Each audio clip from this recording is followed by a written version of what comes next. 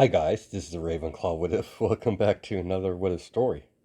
Last time on What If Deku was Dr. Ujiko's secret experiment. Izuku was chosen by many of the children at the orphanage to go through the Nomu process. Dr. Ujiko took a liking to Izuku early on. He chose him for a specific Nomu project to change Izuku into the perfect Nomu, the perfect alpha predator. The Justice League found out, came across the secret laboratory underneath Old Gotham. Well, underneath New Gotham, and it was in Old Gotham. By doing so, Izuku was freed.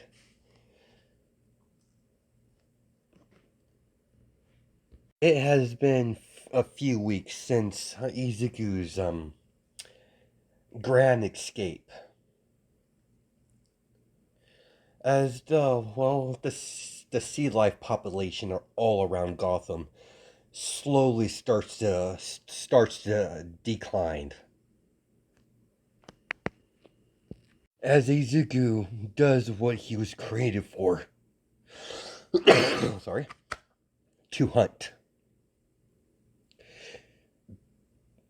Even the other predators in the sea begins to act strangely, as after several weeks, the beaches, sorry, as the beach is starting to get beach animals onto the coastline, as sharks literally beach themselves out of the pure fear of this new predator that roams around the Sea of Gotham. Even the fishermen weren't safe, as there's been reports of massive disappearance, ghost ships all around Gotham Harbor. The general population thinks this is a aggressive shark that's been going around killing all the sea life and predators alike.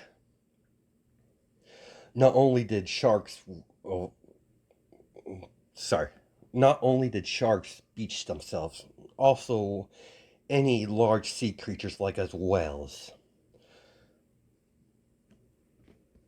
Scientists are puzzled by this strange behavior by the predators, by the shark population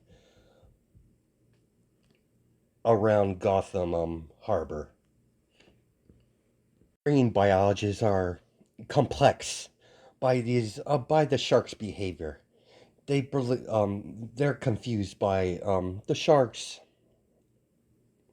sorry, the shark's behavior, erotic behavior.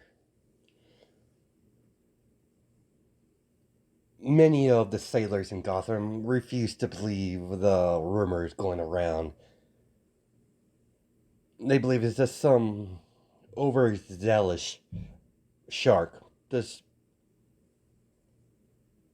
going around sorry, going around doing what a shark does.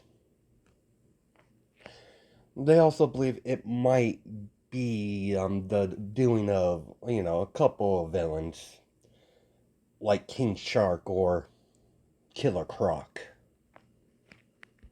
One after another, the sailors begin to disappear with no traces but blood all scattered all around the boat, around the ships. The massive disappearance keeps piling up after another as the days go by. Weeks go by. Almost a full month go by as Waller has took notice to the disappearance of the fisherman population, as she assigned the Suicide Squad to investigate the situation.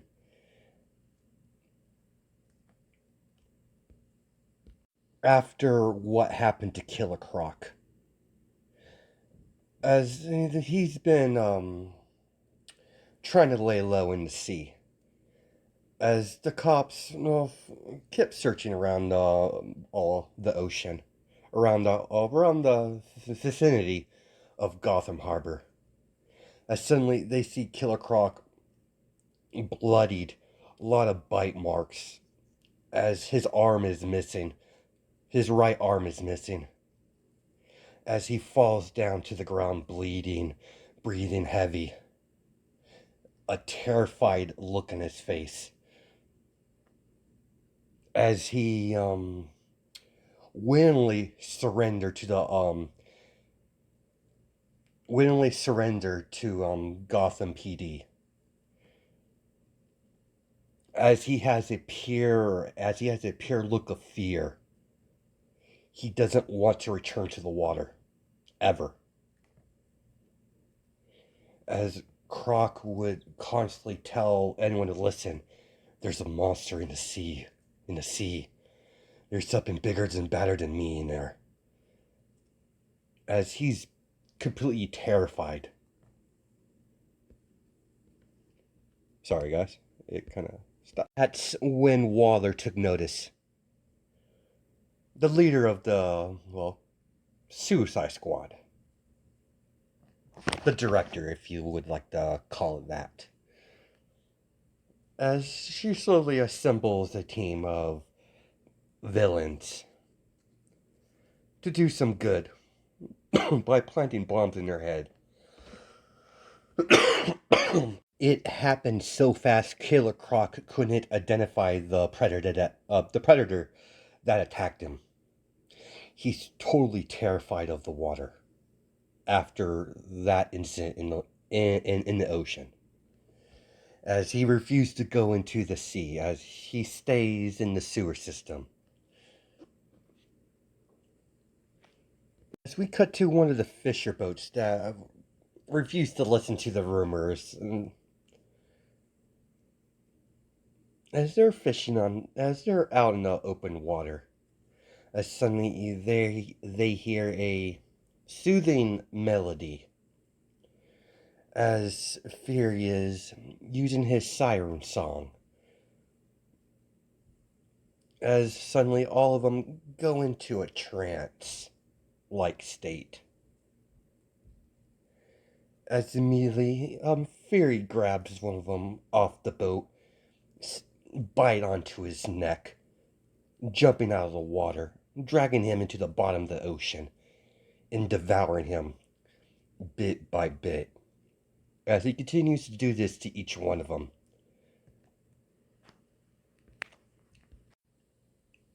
And all the fisher boats have the same, all the fisher boats have the same, signature. Like there was no fight. Like they were, like they wanted to get eaten. Even the Justice League has begun to investigate Gotham Sea, even with Aquaman and Mera. As the Justice League offered Killer Frost a deal, if they help him in this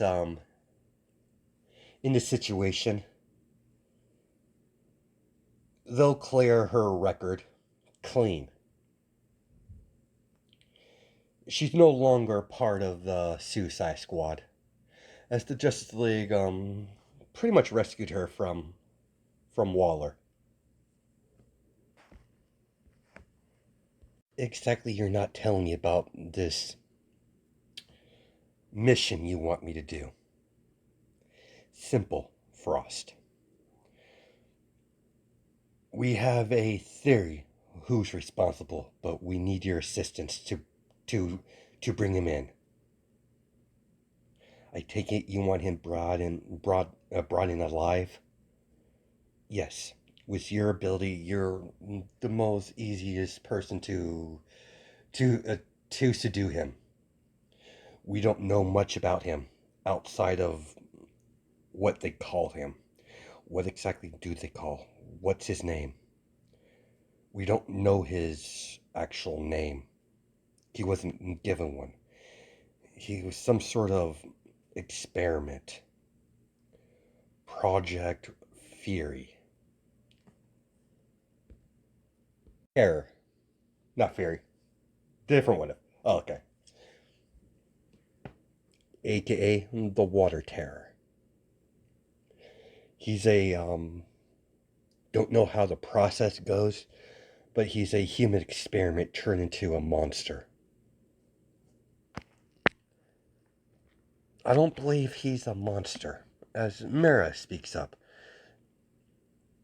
he didn't hurt me for some reason. What is his abilities? So far we know water and ice. That's all we know at the current moment. There's not much on this weapon. What do you mean weapon? Like I said, he's a human experiment. I don't know what they did to him or how they did it. They refer to them as nomus. If what you're telling me is true, no wonder you want to capture him as soon as possible. If Walla gets her grubs on him, it won't end well. That's why we that's why we wanted your help. You know how Waller works. Understood. What do you need me to do?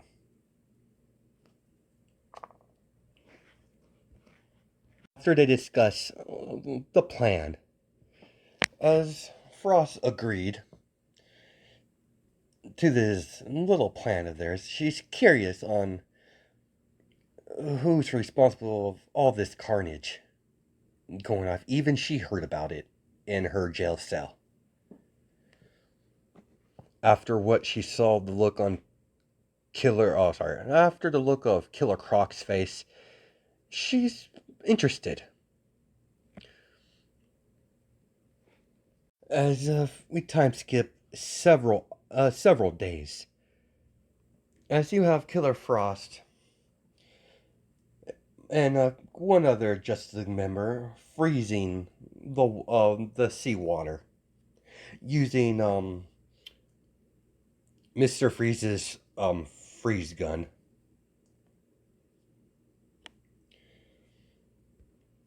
As they're in the middle of the sea, well, in the sea near Gotham, as they pinpoint, they pinpointed where it's been migrating. As they froze a good portion of the ocean that was around Gotham Harbor, as you see a floating, well, kind of like a container. It's pretty big. It's about the size of the size of a box, basically, a humongous enclosure that Batman had created as its place over the part of the ocean that isn't frozen. As Killer Frost sees bubbles coming up from the surface, as immediately she sees the creature that was responsible for such carnage. At the moment he jumped up, Wonder Woman threw her lasso around Izuku. Izuku is completely naked. He has no clothes. He hasn't really developed a personality. He's just pure instinct at this moment. At this moment of time, as Killer Frost sees the panic look on his face as he's trying to break out of the lasso, as Wonder Woman has her grip onto it hard, as she yells, "Now!"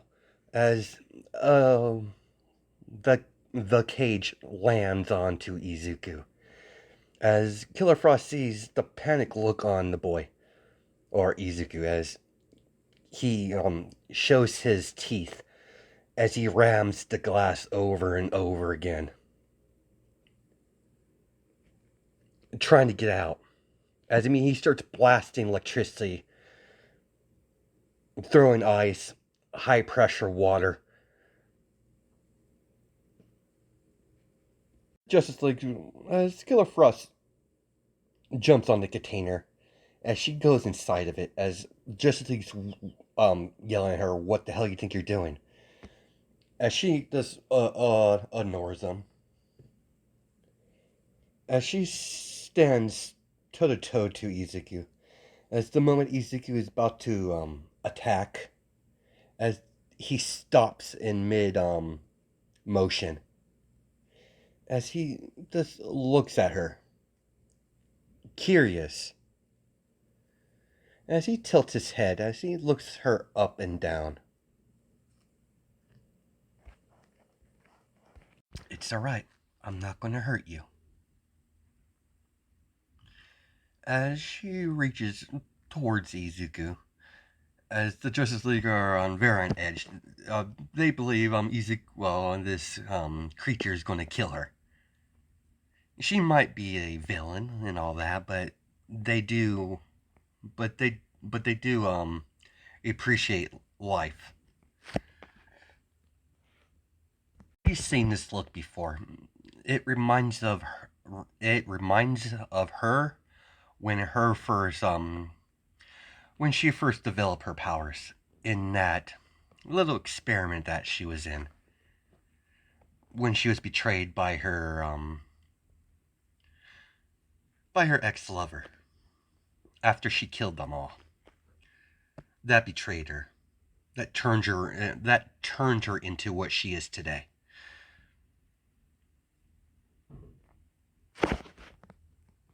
As she reaches out her hand towards Izuku, that's when they thought Izuku was this Nomu going to attack her and kill her. As it sniffs, as it slowly approaches her.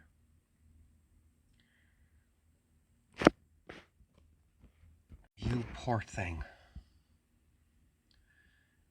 As Izuku tilts his head, not understanding what she's talking about.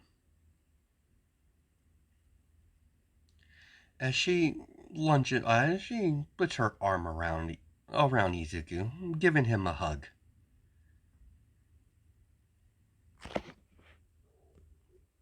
Izuku is immune to her touch. She can't zap the heat from Izuku. That's how her power work. If you know anything about Killer Frost, you know about her abilities. She has some sort of vampiric ability that she sucks the heat off of people. Could actually kill them. Izuku has something similar, but he drains the moisture from the human body, the water from the body, and making them into a husk to keep him hydrated. His skin, at least. As she, gently strokes his hair, as it suddenly, becomes a lot more calm and docile. As Izuku, only outside of Mera, is Killer Frost is only a person that the creatures seem to be docile.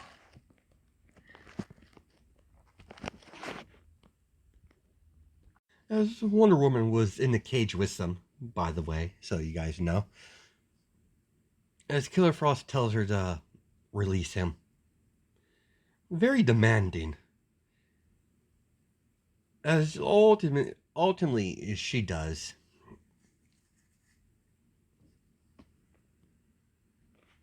"It's alright. I'm not going to hurt you. Come with me." As she reaches out her hand towards Izuku, as Izuku takes it, as they finally transport Izuku to the Justice League, to a tank that they have made inside the Justice League home base on Earth, as she directs him into the enclosure, as it's filled with water, as they see Izuku swimming around, quite happy actually.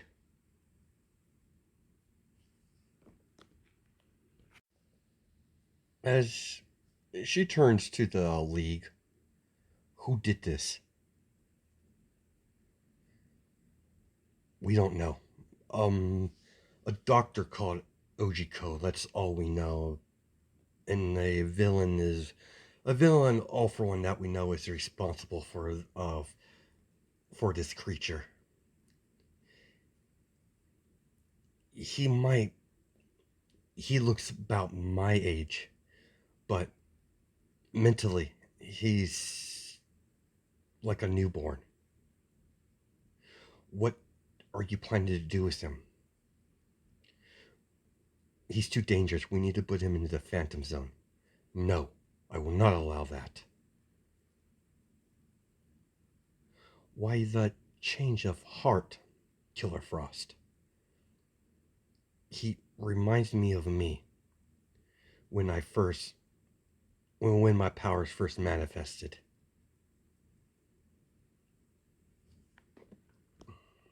It's not his fault. He's just doing what he's meant to do. If you haven't noticed, he's been doing everything until now on pure instinct. I could see it in his face. He doesn't know he doesn't know right from wrong. He doesn't know what he's doing is wrong. He's simply doing what he was designed to do.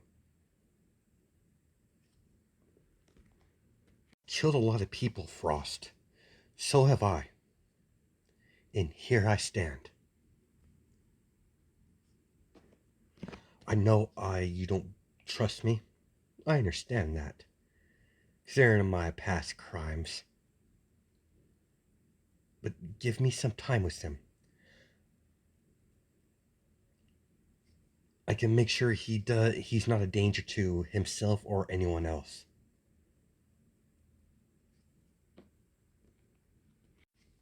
I agree with Killer Frost. As everyone looks at Mara. You can't be serious, Mara. I'm quite serious. He's a simply not right to just automatically think he's going to be a threat to. We simply have to teach him. And judging by their encounter, I can see Frost genuinely cares. And so do I. I don't want to see this,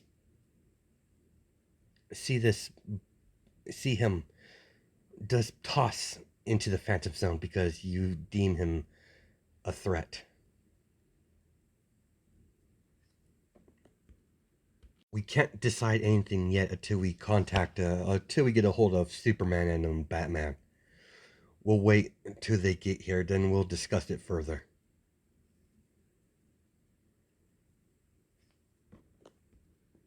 Just a moment, Killer Frost tried to move away from the tank. Immediately, Izuku starts to panic and starts become a lot more hostile. As Mara noticed that, I believe you two have made quite the connection. So I'm shocked. It seems so. Apparently, he doesn't like me when we're separated. Interesting.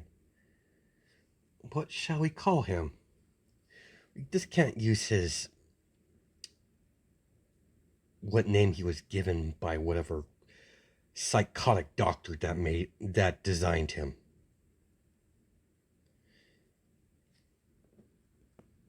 As we cut a few days. Well, actually, let's cut a week. As Batman and Superman agreed upon not sending him to the Phantom Zone, because Superman sees there has to be more to him than this instinct. Despite his current behavior, he believes there's good in him somewhere. He wasn't. He might have. Sorry. He wasn't originally bad. He was created that way. As Killer Frost pretty much stays by his side. As the moment she leaves, he gets a lot more aggressive. And the Justice League thought it would be best to keep her around. As they came up with the idea to use Killer Frost to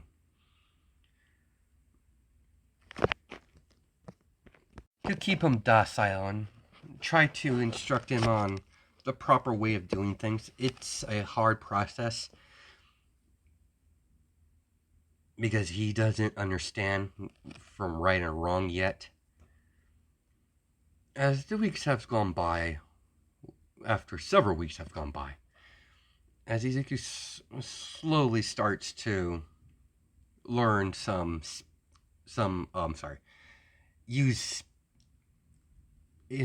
he slowly starts to able to speak the human language. It's still broken in pieces, but he's learning at a fast pace.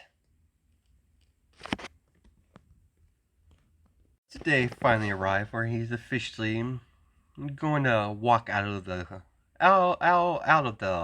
tank or the enclosure. It's alright. Trust me.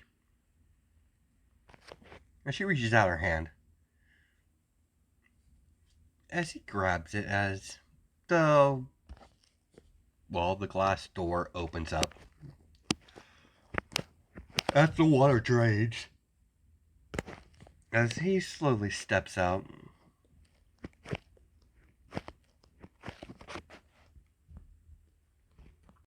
And that's probably where we're going to cut it off. I'm getting a bit tired, so hope you guys have a good night and day. Judging by time zone, I'll catch you in the next What If.